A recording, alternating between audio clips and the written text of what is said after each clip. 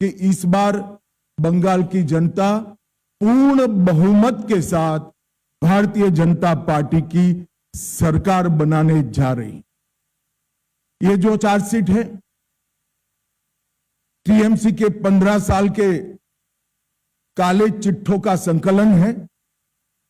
सोनार बांग्ला का स्वप्न दिखाकर सिंडिकेट राज स्थापित कर बंगाल की जनता का शोषण करने वाले शासन की कहानी है। तृणमूल कांग्रेस के कुशासन में बंगाल भ्रष्टाचार की प्रयोगशाला बन चुका है।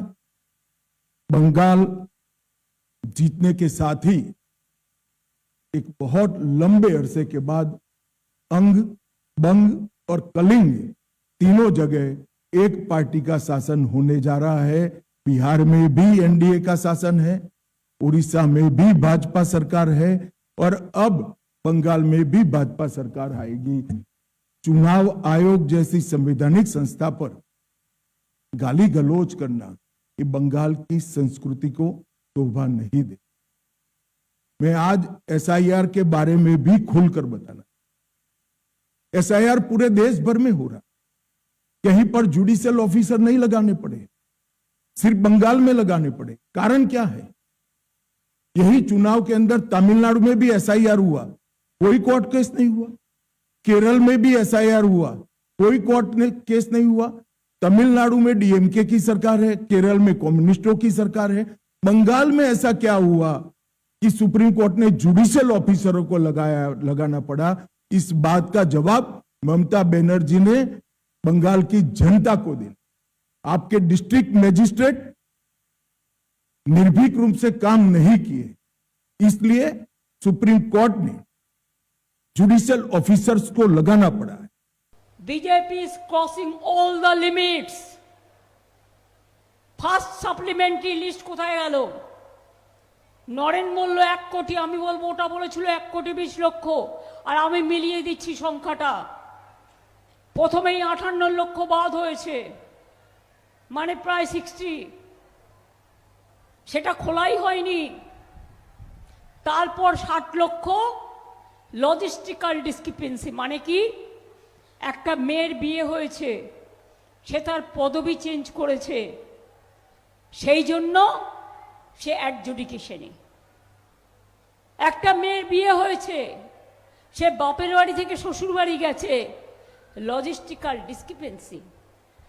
আমার নাম মমতা ব্যানার্জি, আমি এমএও লিখতে পারি, আমি TEEও লিখতে পারি, আমি এমও লিখতে পারি।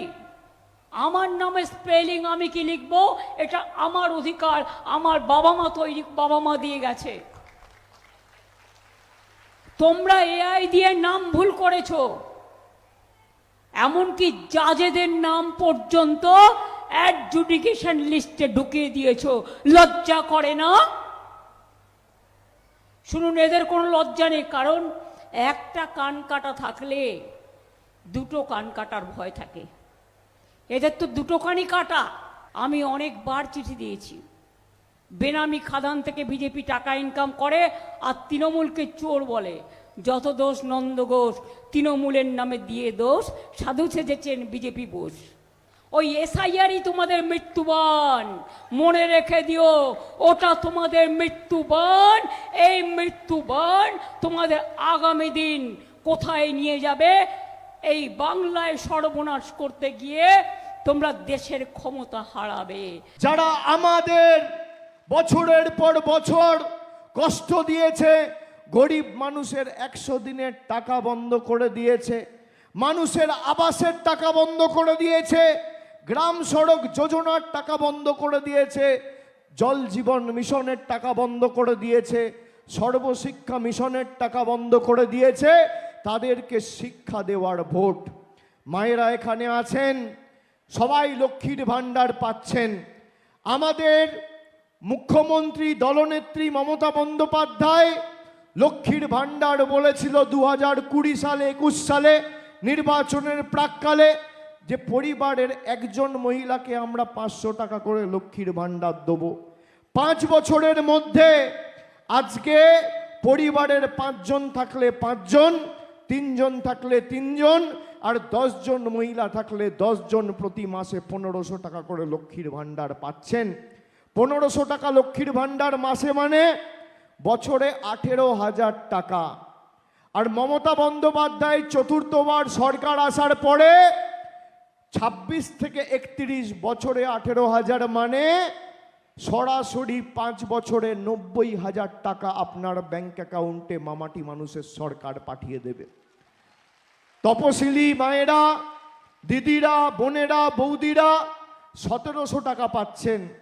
1700 টাকা মানে বছরে 20,400 টাকা। 20,400 এক বছরে মানে 5 বছরে 1,02,000 টাকা।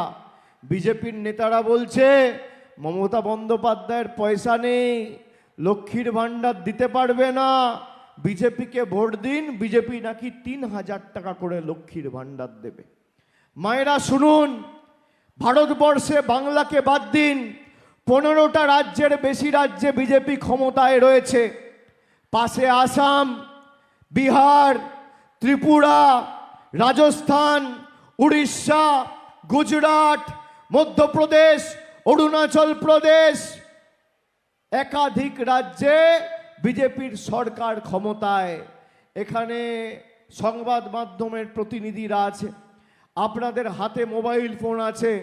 আমি চ্যালেঞ্জ করে যাচ্ছি বিজেপির নেতাদের, যদি ক্ষমতা থাকে 15টা রাজ্যে তোমরা ক্ষমতায়, যেভাবে মমতা বন্দ্যোপাধ্যায় পরিবারের সবাইকে লক্ষ্মীর ভাণ্ডার দিয়েছে, একটা রাজ্যে যদি করে দেখাতে পারো, আমি রাজনীতির আঙিনায় পা রাখবো না, সেদিন রাজনীতি ছেড়ে দেবো।